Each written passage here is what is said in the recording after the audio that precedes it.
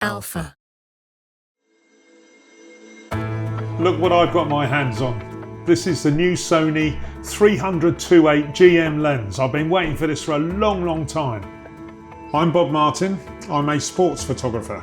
For many years I've covered the major events in sports all across the world. This fills a hole for me.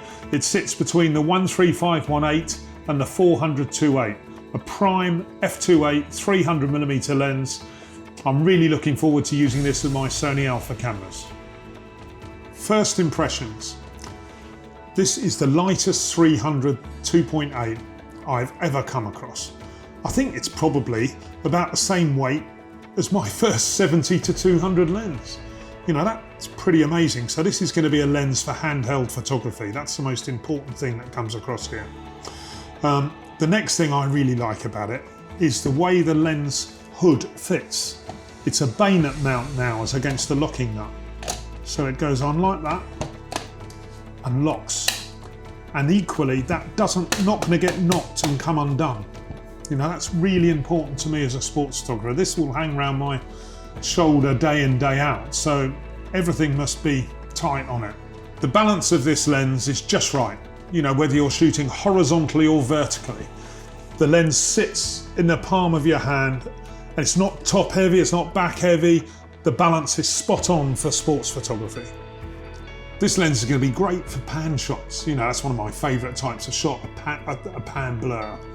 And for many sports like motor racing, like cycling, for indoor sports like gymnastics and basketball. And going back to the panning that we were just talking about, I mean, when you're panning, a 300mm is a pretty optimal length lens. But if you're a little bit further away, this is great with a 1.4 converter and great with a doubler. Super lightweight for handheld photography. And you know what? It's also going to make my carry-on lighter. So if I've got to take my cameras on the plane, my bag's going to be lighter, and that's very important to me. I've used this now for a couple of weeks. I've done a couple of test shots. Used it a couple of times in Vengeance. It's pin sharp. Should be, shouldn't it really? It's a Sony GM after all. They're all marvellous lenses, but this is fantastic. And with the converters as well. It's super sharp with a 1.4 and super sharp with a doubler, a 2x converter. When shooting, difficult to capture moments, particularly if you're moving your camera a lot. You know, you're following something, you know, pretty difficult to capture. The AF seems spot on. It's locking on, and even when I'm moving the camera around quite a bit, the AF manages to stay on the subject. And then the eye focus, I mean, that's one of my favourite things about the Alpha 1 camera. I've been using it on the eye focus on the small setting, appears to be the best for this lens so far. I've only been using it a bit, and we'll get there, and I'm sure we'll refine it. But for the moment, I'm using the eye focus with the small setting. The autofocus lock buttons are as they should be, just like on the 400 and the 600. Whether you're shooting vertically or horizontally, they're in the right place. They've got the same relief around the button, so you can find the button even when you're wearing gloves, which is of course so important when we're doing sport.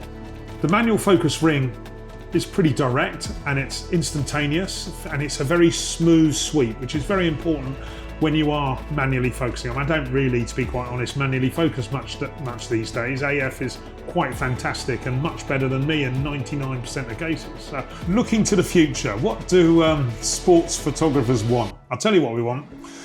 We want innovation, okay? We want you to keep pushing the bar. You've already got more mirrorless native lenses. Every single Sony lens is designed for the mirrorless system. You already got the market leading camera in the Alpha 1, but let's have a bit more, you know. Perhaps a few more frames a second would be nice. You know, I didn't think I would use 20 frames a second when the Alpha 9 offered it.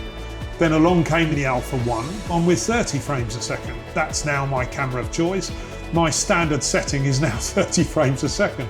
So maybe a few more frames a second would be nice. That would be great. A bit of innovation on the lens scene would be nice. You know, perhaps a few more prime lenses. We love prime lenses, so we'd like some more primes. Some faster zooms, that perhaps will work for us.